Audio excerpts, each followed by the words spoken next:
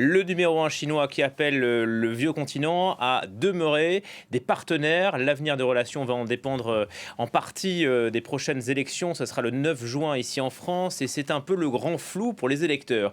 C'est en tout cas ce qui ressort du sondage Via Voice pour France 24, RFI, MCD, France Télévisions et Radio France. Quelques exemples frappants. 45% des électeurs ne savent pas qui est Ursula von der Leyen. 82% des personnes interrogées sont incapables de citer le nom d'au moins un eurodéputé français. Il y a du travail d'explication, de pédagogie, d'information. Et on est là pour ça. Bonjour Caroline de Camaret, vous êtes la chef du service Europe ici à France 24. Et bonjour Christophe Préau, directeur de la rédaction de Toute l'Europe. Caroline, commençons par les têtes d'affiche, puisqu'on va voter en premier lieu pour des listes. Les têtes de liste sont plutôt bien identifiées à l'extrême droite et à l'extrême gauche. On va peut-être regarder le premier sondage qui Alors voilà, nous intéresse. On va d'ailleurs vous le donner. C'est une incarnation, donc alors 62% des Français déclarent connaître la tête de liste du Rassemblement national, donc Jordan Bardella. 43% déclarent connaître celle de la France insoumise, Manon Aubry. 41% celui du Parti socialiste, donc Monsieur Glucksmann. 40% celle de Renaissance, Valérie Ayé. 38% celle de Reconquête, pour Marion Maréchal. 36% les Républicains, donc François-Xavier Bellamy. Et 32% les Verts, en l'occurrence les écologistes, c'est leur nom maintenant, de Marie Toussaint. Alors ce qu'il y a de quand même très frappant, c'est que sont très très bien identifiés les extrêmes. En l'occurrence, évidemment, Jordan Bardella qui est loin devant en matière d'intention de vote et loin devant dans l'identification aussi. Il a 30% d'intention de vote, donc il est 14 points devant les autres candidats. Mais Marion Maréchal, qui n'a que 6% d'intention de vote, eh bien, elle est très bien reconnue, elle aussi, pour Reconquête, 38%. Donc les extrêmes, avec des propos et une campagne de slogans, d'indignation, etc., du coup, sont très identifiables. C'est moins vrai, effectivement, pour les parce partis... qu'ils ont du poids aussi sur la scène politique française. Oui, c'est vrai. Et puis, vous avez raison, les partis finalement mainstream, centristes, se sont trouvés des têtes de liste peut-être moins reconnaissables. Par exemple, un François-Xavier Bellamy est connu au Parlement européen, mais les Républicains, il est moins incarné. Et puis, Marie Toussaint est une nouvelle venue aussi. On pense que Raphaël Glucksmann commence à percer en termes de notoriété, mais on voit bien que, par exemple, Valérie Ayé, la tête de liste pour la majorité présidentielle, a une très très faible reconnaissance personnelle. 33% est capable de savoir qui c'est. Ce qui est intéressant quand même au niveau européen, c'est que vous avez cité Ursula von der Leyen, je vous trouve parfaitement injuste, Julien, parce que 45% la reconnaissent, et moi ça m'étonne. Ouais, c'est la numéro 1 de l'Europe. Mais ils la reconnaissent quand même, et c'est donc la commission, l'incarnation de l'exécutif européen qui est très haut, alors que par exemple, la présidente du Parlement européen, Roberta Metsola, 8%, donc là par contre on ne la connaît pas du tout. Christophe Préau, sur cette incarnation alors. Oui, ce qu'on peut dire, effectivement, comme le dit Caroline, mais c'est qu'il y a quand même une prime aux élus et aux têtes de liste qui sont identifiés au niveau national. C'est-à-dire que Jordan Bardella est président du parti, du Rassemblement national, donc il intervient régulièrement, que ce soit dans les médias, il est sur le terrain, sur la scène française, quels que soient les sujets. Alors qu'évidemment, Valérie Ayé, c'est moins le cas, puisqu'elle travaille plus à Bruxelles, au sein du Parlement européen. Et elle travaille beaucoup, même. Et elle travaille beaucoup. Et Raphaël Glucksmann est aussi bien connu et reconnu, parce qu'il avait aussi une activité médiatique, aussi avant de s'engager dans les élections européennes. Et moi, en tant que directeur du site Toute l'Europe qui fait de la pédagogie sur les questions européennes, on va aussi sur le terrain, on rencontre les citoyens et effectivement, ces deux personnes, que ce soit Raphaël Glucksmann ou Jordan Bardella, sont les plus connus et reconnus, mais pas tant pour leur activité d'élus européens que parce qu'ils ont déjà une activité médiatique. Alors Christophe, vous avez la parole, gardez-la. Les Français avouent être un peu perdus à un mois du scrutin. Ils réclament plus d'informations. Alors ils se disent, vous allez le voir, mal informés à 66%. C'est grande part. Seuls 34% se disent certains de la date de l'élection, par exemple. Pourquoi ces résultats ? La campagne, quand même, est bien lancée, là, dans les médias. Alors, la campagne est lancée, mais je pense que... Enfin, on en parlera peut-être tout à l'heure. Je pense qu'elle va vraiment se lancer maintenant. Là, on va vivre encore un week-end un week-end férié, donc de repos, mais je pense qu'à partir de lundi prochain, on sera 4 semaines d'élections, et là vraiment on va rentrer dans le vif du sujet. Mais évidemment, 66% de personnes, de Français, qui se disent mal informés, et sur les élections, et aussi sur le fonctionnement des institutions, si je comprends bien, c'est un chiffre important. Parce que 50% des Français ont une incertitude sur le rôle du Parlement. Hein. Ils savent qu'il est composé de députés européens. Alors, ça veut dire qu'on a encore du travail, mais j'ai envie de dire, l'information sur les sujets européens, elle relève de nous tous, des journalistes qui transmettons l'information, mais aussi elle relève aussi des élus auprès de leurs administrés, elle relève aussi des enseignants qui peuvent informer les étudiants, les apprentis. Vous savez, certains élus ne savent pas faire la distinction, même aujourd'hui encore, entre le Parlement européen ou la Commission européenne, quelles sont les missions des uns et des autres. Donc il y a aussi tout un travail à faire vraiment sur le terrain pour pouvoir informer aussi les citoyens.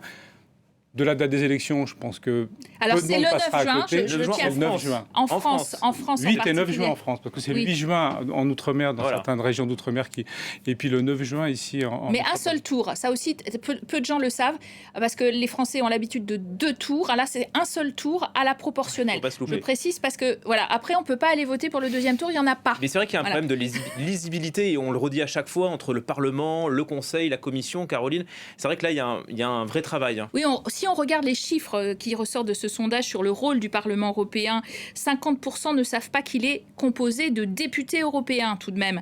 Donc on sait pas pour qui on vote, 32% des 18-24 ans et 63% des 65 ans et plus. Et puis 26% ne se prononcent pas, donc ne prennent pas de risques. En fait, les jeunes ont peu de connaissances de ces institutions européennes, ce qui est inquiétant. Ça veut dire qu'on ne les a pas mis dans les programmes scolaires et que donc, à l'arrivée jusqu'au baccalauréat, 80% des élèves vont au baccalauréat, il n'y a pas de connaissance véritablement suffisante de ces institutions. Mais vous ne diriez pas, au contraire, que c'est l'Europe qui est trop complexe ? Alors, l'Europe a certainement un travail de pédagogie à faire, et c'est d'ailleurs ce que demandent, à travers ce sondage, les Français en particulier. Mais c'est quand même assez choquant que ce soit finalement les plus âgés d'entre eux qui connaissent le mieux l'Europe. Et puis, par exemple, on dit aussi sur la corruption, vous allez voir, il y a la volonté de création d'un organisme de contrôle des députés, etc. Ils demandent aussi plus de contrôle de l'Union européenne. Donc tout ça, ce sont des choses, en fait, qui vont dans le sens d'une information plus régulière et pas tous les 5 ans à l'occasion des élections européennes, en effet, et surtout inscrire dans les programmes scolaires, ça paraît être pour le ministre de l'Éducation une bonne idée. Et nous aurons un journal de campagne à partir du 26 mai, je crois. Du 27, tout à fait, 27 mai, tous les jours, vous pouvez regardez France 24, vous saurez tout. Les électeurs, Christophe, qui se disent partagés sur l'intérêt qu'ils portent à ces élections. On va regarder encore le sondage. 49% des Français se disent intéressés, 48% pas intéressés. Voilà, c'est presque moitié-moitié. Ça va se traduire en abstention, ça ? On est dans une partition à 50-50.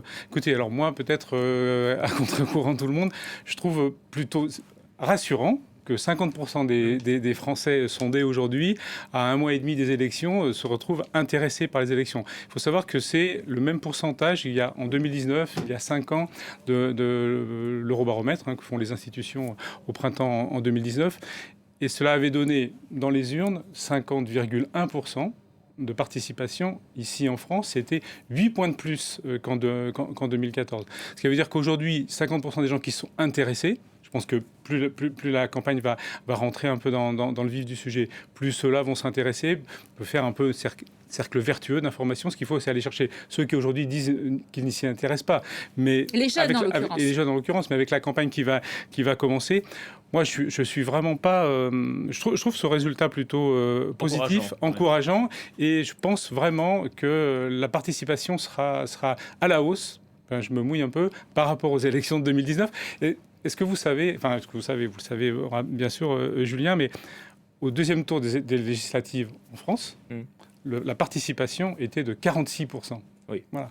Alors qu'aux européennes, elle était de 50,1%. Donc on ne peut pas dire non plus que les européennes n'intéressent personne. Oubliée, voilà, c'est pas une élection oubliée. Vous, ça vous inquiète plutôt, ce pourcentage? Oui, alors moi, je constate quand même que finalement, ce sont les jeunes qui ne vont pas voter, surtout. C'est ça qui est inquiétant en tant que tel, puisque c'est quand même leur avenir qui se dessine à travers la mandature de 5 ans qui va suivre.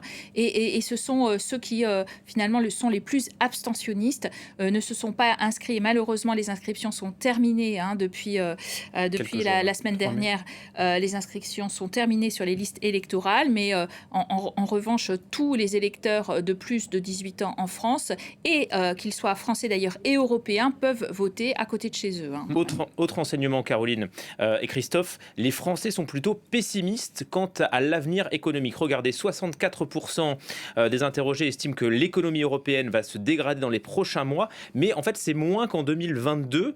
Caroline, ça veut dire que les Français prennent conscience que l'Europe en quelque sorte les a aidés économiquement? Oui, voilà, la situation économique, on est un peuple très inquiet, de toute façon c'est connu, et jugé assez catastrophique et en passe de le devenir encore plus. Mais il y a 2 ans, c'était pire finalement, post-Covid. Donc le Covid est passé par là et il est identifié comme quelque chose, d'une action positive de l'Union européenne qui a aidé.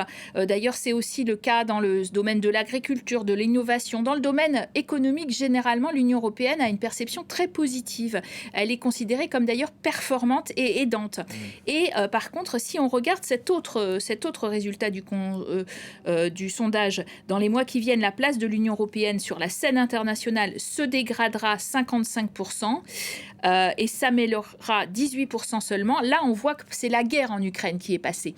Et cette guerre en Ukraine, elle a finalement ébranlé les certitudes des Français sur le rôle de cette Union européenne dans le monde. Elle a véritablement fait qu'on se pose la question à nouveau, quel numéro de téléphone pour la diplomatie européenne, avec des partis, les partis centristes, on va le dire encore, qui demandent une armée européenne et qui d'ailleurs rencontrent la majorité des Français qui la veulent aussi, l'armée européenne, alors que l'extrême droite est contre. Et ça, effectivement, cette place de l'Europe dans le monde, elle a un sens particulier depuis la guerre en Ukraine.